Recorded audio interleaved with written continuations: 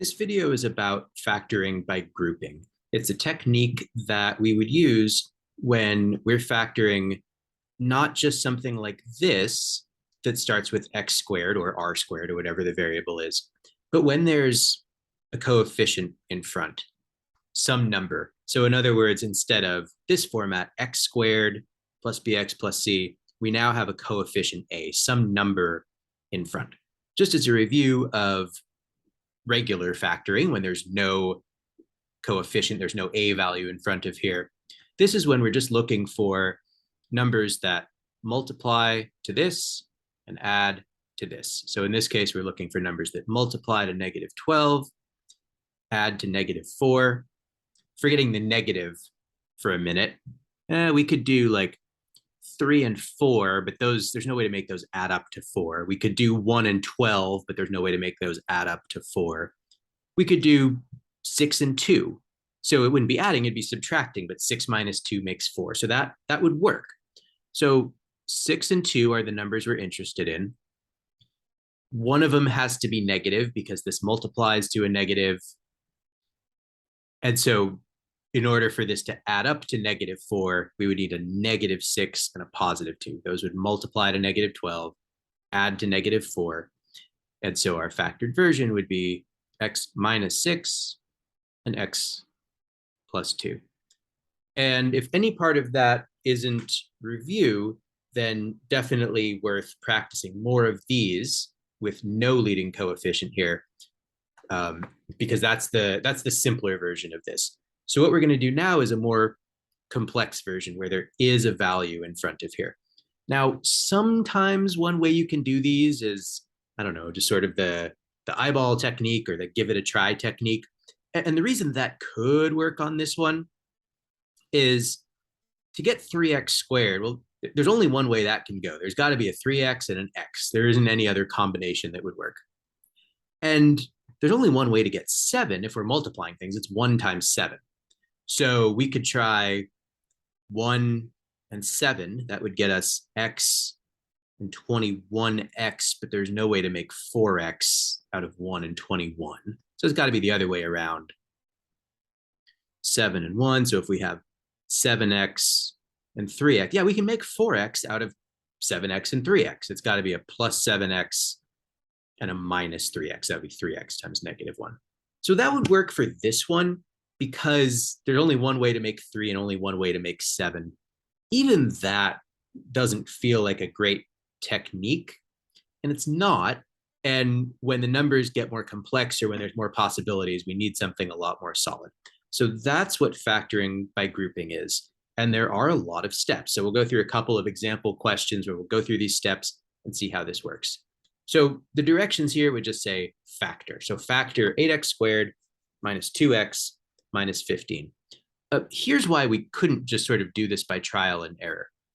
So this 8x squared, it could be 8x and x, well, or it could be 4x and 2x, or it could just be 8x and x.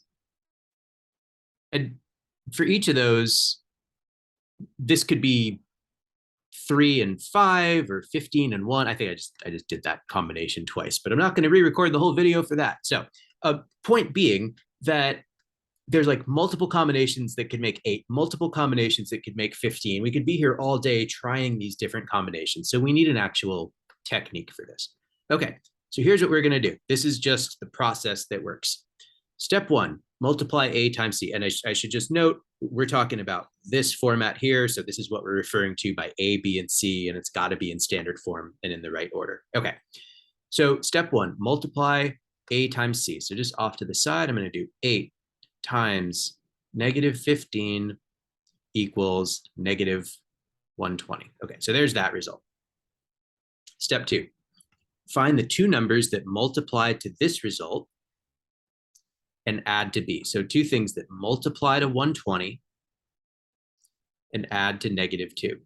So you can see this looks, oh, I forgot the negative sign. This looks a little bit like regular factoring, multiplies to this, adds to that, but it's different because we've multiplied these two things first. Okay, multiplies to -120 adds to -2. So I'll just shortcut that for now and tell you this is, so 12 and 10 would multiply to 120. And then if we make the 12 negative, so now we have -12 and 10 multiplies to that, adds to that. Okay, we're good. So what do we do with those numbers? Step 3, split the middle term into two terms using those two numbers. So what that means is we're going to go 8x squared. I'm splitting this -2 into minus 12x and plus 10x.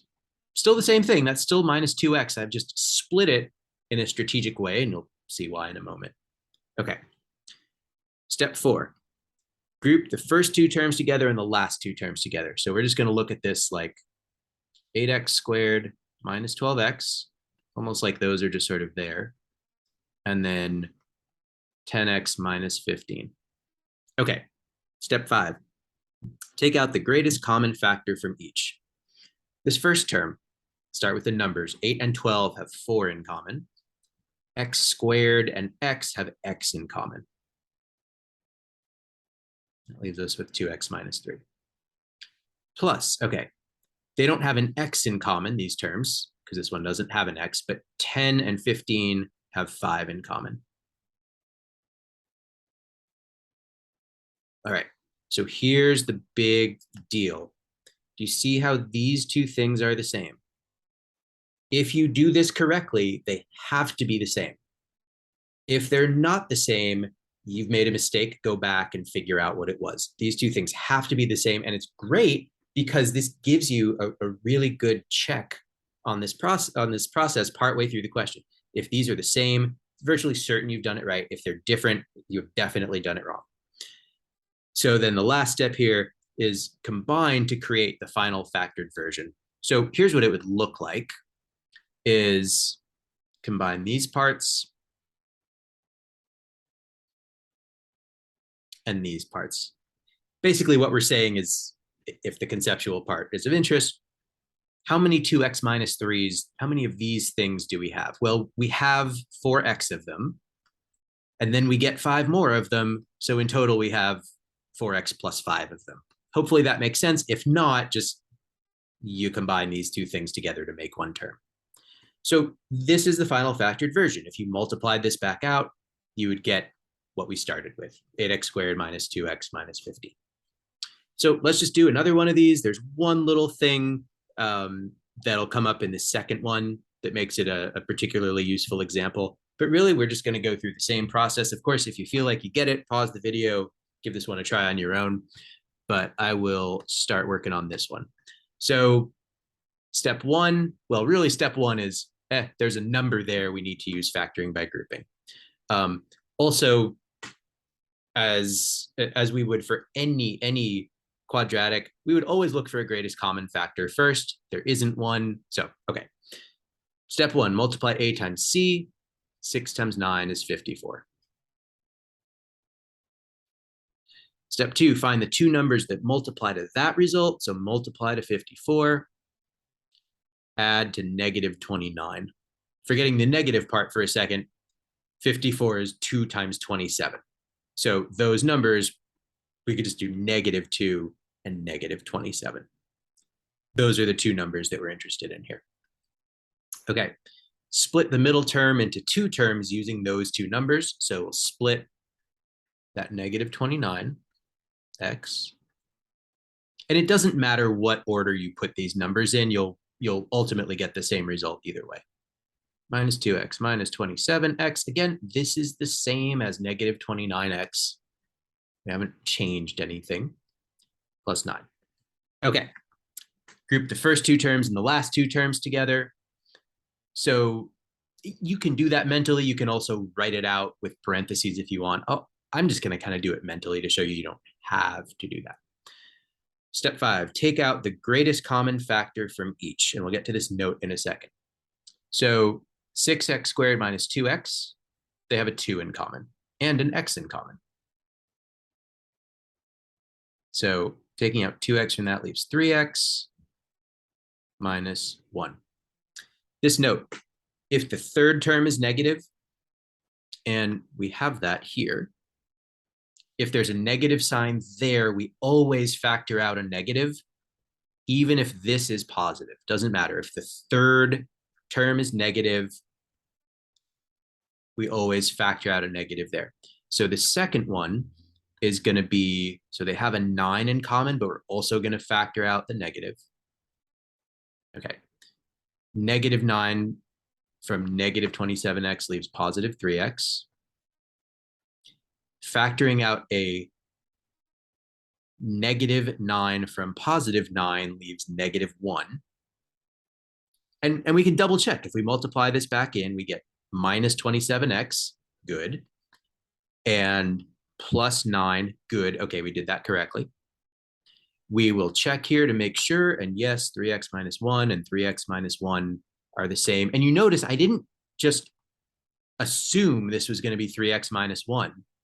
I went through the work to take out the greatest common factor because that allowed me to check that these two things were the same to make sure that we were doing it right.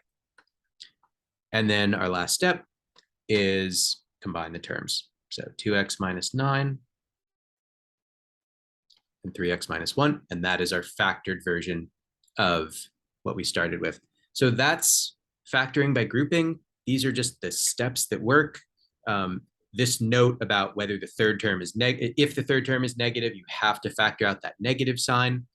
And one of the big deals, there's not that many math processes that sort of have a built-in check to make sure you're doing it right, but this one does. So utilize it and pay attention to it.